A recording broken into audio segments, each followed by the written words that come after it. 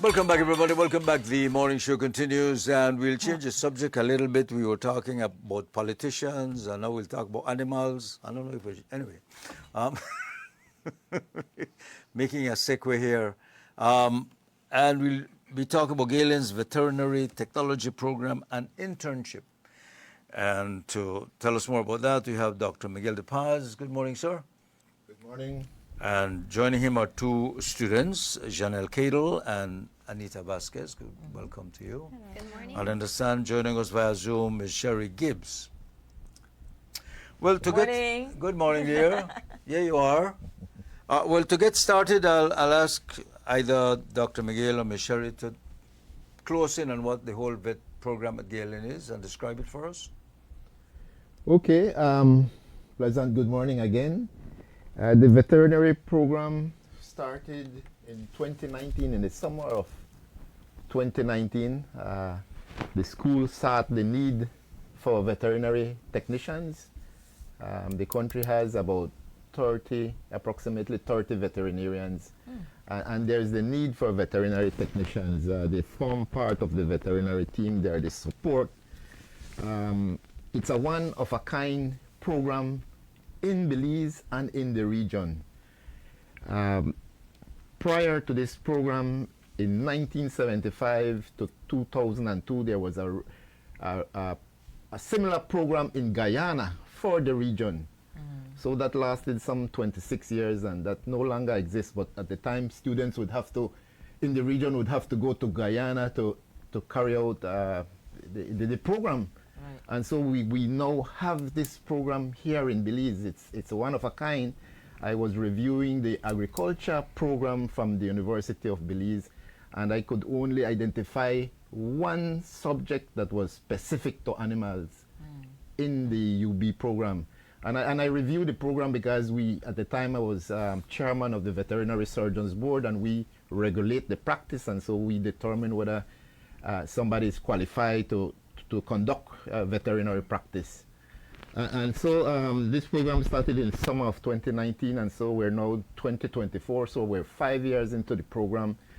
It's a 2-year program in which every subject carries the weight of 3 credit hours, and then there's a 180 hours internship where the student goes to an establishment to practice, to put the knowledge into practice and gain the skills that is required to conduct the health care of animals. What is the prerequisite for coming into this program?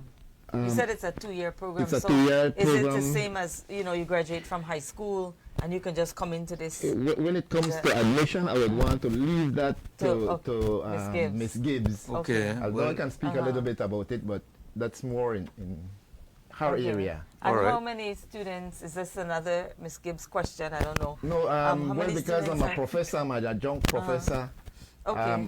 For example, at this, recently I had about 21 and 7, 29 students, and maybe 3 more. So about 30 students would be in this cohort. Well, let's Okay. hear from Ms. Gibbs then. All right. Yeah. Hi, good morning. So, Ms. Gibbs, Morning. I was wondering, what is the prerequisite for entering this program? Someone's watching and they might be interested. What do they need to have prior to, or to be accepted into this program? We really accept anybody. So we've had mostly high school students or students who just graduated from high school. But some of them are sort of non-traditional students, so they haven't just finished high school. They've been out of high school for a while. And we've also had some who've done, they already have an associate's degree. Maybe it was in sciences and they realized this is an area that they like to get into.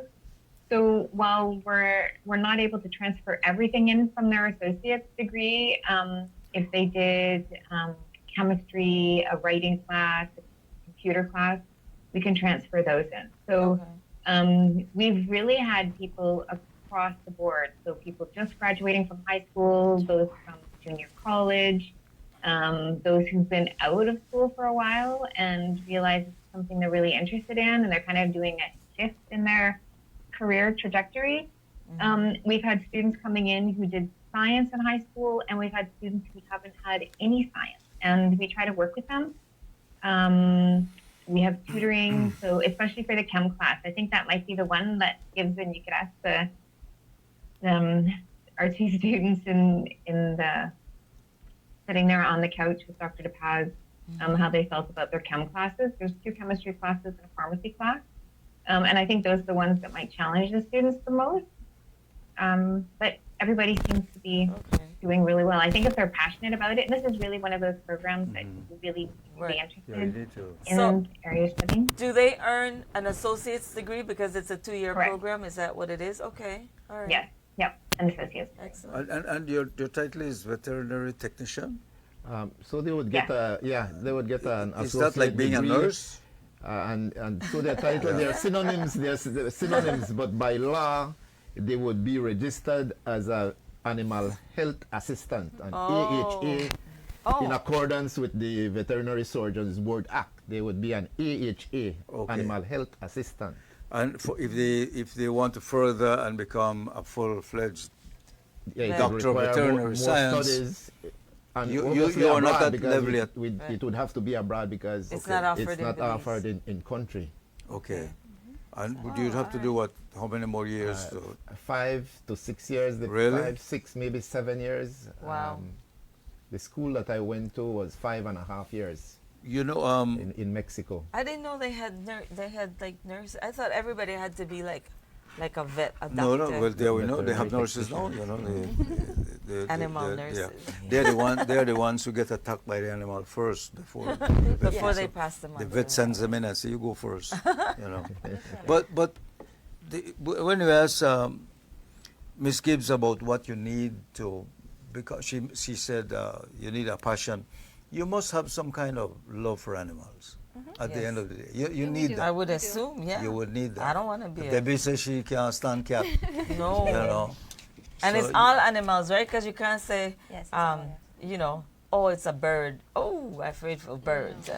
Right? But I was can Who's afraid of I was in the birds? picture with a bird, so I know. Yeah. Kudos to you guys. But you know, it's can you any one of you guys give me kind of like a story or of something interesting that has happened to you during, you know, in this program?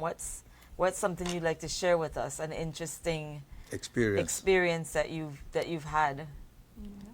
Well, I've had many interesting experiences. For one, that this field was not really new to me because I was volunteering before I went to the internship. Okay. But I got experiences such as just seeing different surgeries. A C-section was one of them, which was very cool. A C-section with a dog. It had dystocia, which means that it had trouble giving birth. And so this was the reason for the C-section, which I did my internship at SC Vet Farm and Pet Clinic, and I had the first-hand experience in being able to assist in this C-section. Wow. Yes. There were so many other cool surgeries that I saw, but that was one of the most interesting. So now, what was the thing, the light bulb that went off in your head? At what age that said, you know, this is what I want to do? from when I was little, like a little girl, because I've always had this dream to have like a hospital as well, like a clinic, which I'm working towards actually. Nice. And then my family, they want to do like a farm. Like we all had a plan to do something. So from since I was a little girl, I've always wanted to like become a veterinarian because I'm in love with animals. So I've always wanted to be one. How do you know if a parrot has a cold?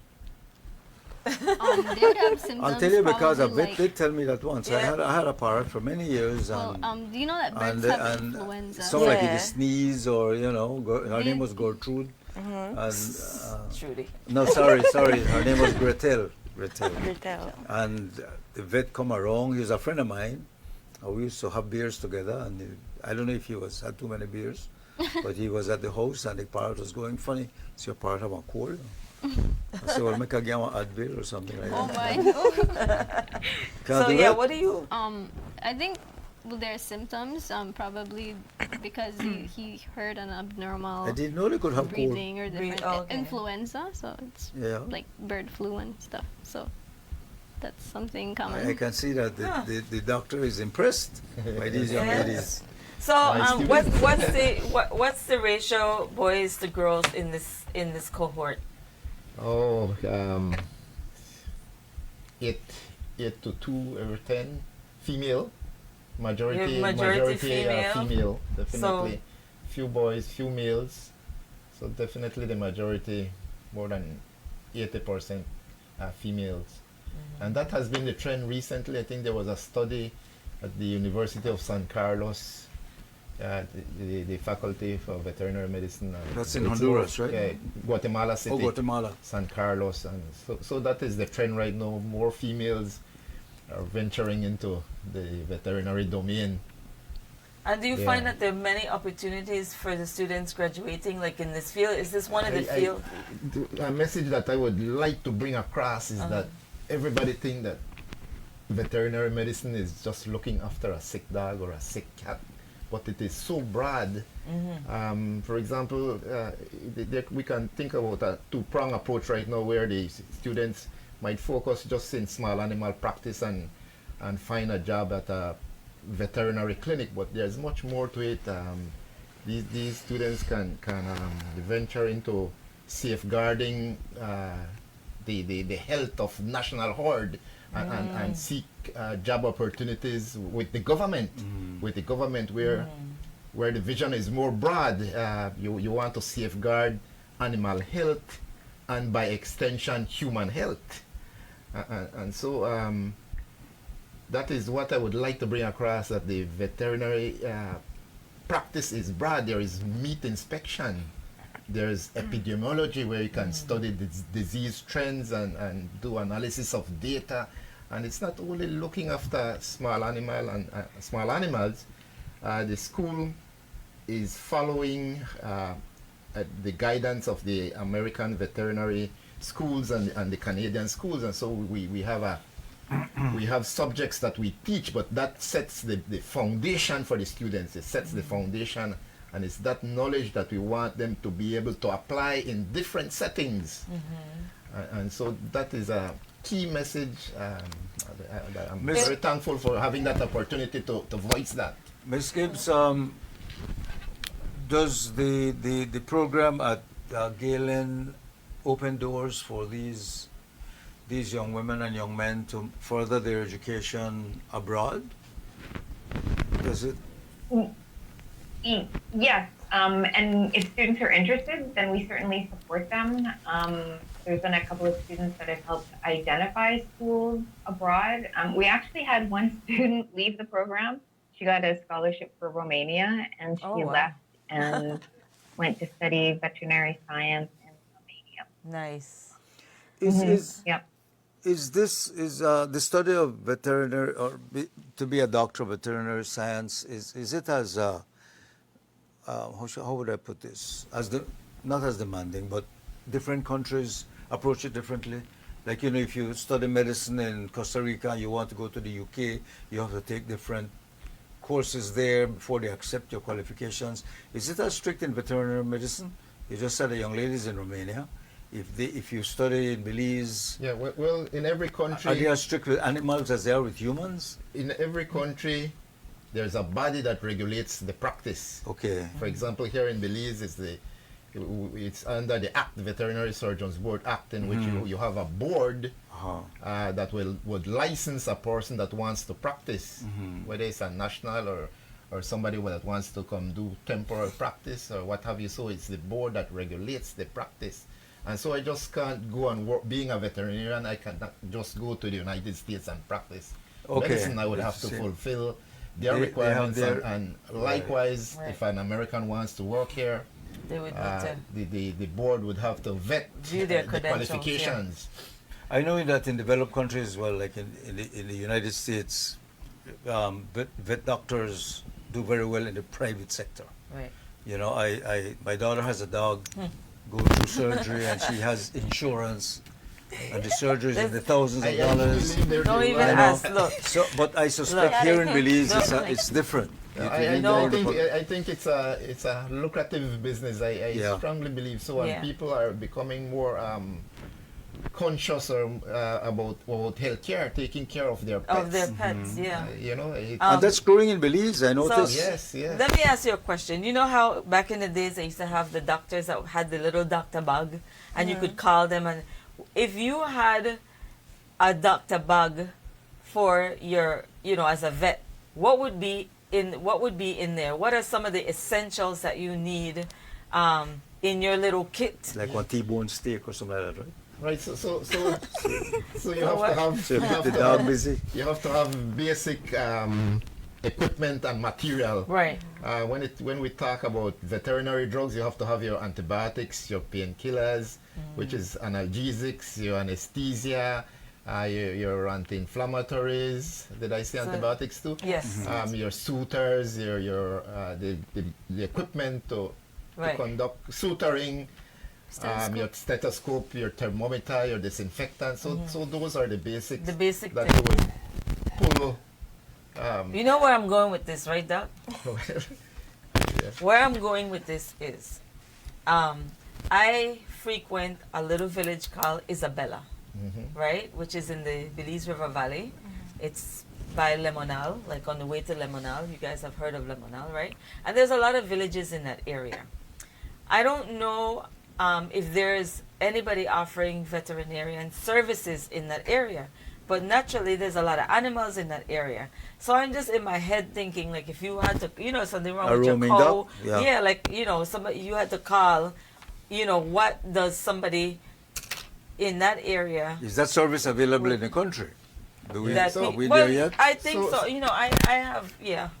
Right. So obviously there is shortage at this present time. Many times they call out veterinarians. The veterinarians cannot make it. Owners are desperate for the service. They're thinking about the life of their pet or of their livestock. And if they cannot get a veterinarian, then they have the option to get a veterinary technician that might be Right. available. Right. And if that vet technician is licensed, then she or he is working under the supervision of a veterinarian. Yeah. And so I think that is where that is the direction we want. And the Right. school is supporting that, because we don't want quacks. We Yes. don't want the people that Which are playing we have veterinary had in the technicians, past, I agree. the Right. people that are playing to Yeah. be a veterinarian, they don't have an idea of what they're doing, and you might getting their help, and, I and think they some might of these farmers may doing object, worse. but yeah. yeah. And is Galen now looking for a new cohort, or are you looking for registrations now? Let's leave that. Ms. Gibbs, what's the situation there? I do have a few Yeah. for you, Miss Gibbs. So we will be having a conversation. All right, great. Yeah, no, absolutely. We're looking for a new cohort, and anybody who's interested, they can still apply. We just graduated, I think, 8 students at our graduation ceremony on Sunday. Okay. We currently have 26 students in our program. We're at various stages, and so yep, the program. Is it has only always- is it only available at the Gale at the so campus? it's an online, yeah. So Oh, it's- the lectures, the classes are online, and they're live online, and then there are practicals. Dr. DePaz can speak more to that. So students are expected to show up at certain points throughout the semester at various places. So Okay. like a farm, for example, Right. Dr. DePaz will have students meet up, and they will get some hands-on experience. Okay. But the more theoretical part of the classes is online. So we have students who are from all over the place. One of our students who graduated, she was out on the Keys, and she'd have to make her way in. We've had students from down south, so it really helps bring this program is really accessible throughout the country, which I think really helps to spread this this kind of program, which Dr. DePaz had mentioned is so important. And I think we Yeah. realized from COVID, we have to keep reminding ourselves that that was a zoonotic disease. It came from animals. And so if our animals aren't healthy, then we're not going to be healthy. Right. Right. So if we can have, our technicians. I understand that Zhannell and Anita, you're doing internship. Yes. Where? I did it at Animal Medical Center. Okay. Okay. And yourself? And SC Vet Farm and Pet Clinic in Orange Walk. Oh, wow. Okay. Are you Yes. from Orange Walk? No, I'm from Punta Gorda. So you have to So travel I to do the traveled- practical work. I traveled there and lived there to do my internship. okay. So Zhannell, you deal mainly with domestic animals, Yes, correct. and you deal more with farm animals. Both actually, Both. with pets, and then we would do like farm visits when people would call, like what you mentioned earlier. Right. They would call the vet, and Yes. we'd go and visit them. Okay. Yes. Yeah. Okay. When they finish their course, the 2 years, they are capable of doing the basics treatment to an animal, right? I understand they won't be able to do surgery, but Right, they can, there's but you can. three things that they would You not can be able to diagnose, do. you can They treat. will not be able to diagnose. That is for the veterinarian. Or they can't- okay. They would not be able to do a major surgery. But they can do stitches. Neither they can provide a client with a prescription. So those three Right. things are the limitation. And then there's a whole list of things that they can do as per the act, as per the law. And And so they it's, probably can diagnose, except that they need the they will have confirmation to of have the of a vet. veterinarian, Yeah. the supervision I'm of the sure- veterinarian. You probably know if they. It would What's- take a lot of experience, I think. Yeah. Yes. Yeah. Because I don't know how they know a fish sick. You know, In our they tell you- courses, they we tell did you the learn. fish I didn't know sick. that they deal with fish. Ernesto. They do. The vets they Yes, take their there's, a fish subject, to there's the- a subject to the by the vet. name of poultry and fish health management. Oh wow. Belize, I have no idea how they know fish have a headache. the biggest fish industry in Belize is shrimp. Well, yeah. Shrimp, Okay. shrimp is classified Right, as a fish, Mm-hmm. in vet medicine. So So if lots the of the shrimp are training dying, has to it's- do with shrimp. Yeah. With shrimp, although we Interesting. do look at fish diseases Right. also. Right. Yeah, you have to But Oh wow. check it with but the animal stethoscope. can never tell you that he's feeling bad or he's sick. right? Exactly, So or where- the or where veterinarian it has hurts. to be able to identify three crucial signs. We say fever, depression, anorexia.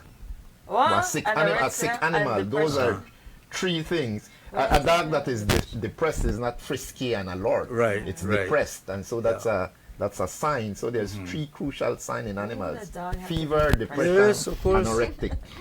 They get depressed, Yeah. and then what they do. Do cows get depressed? Yeah, that's Cows get depressed too? all infectious, contagious diseases. Those are the three things.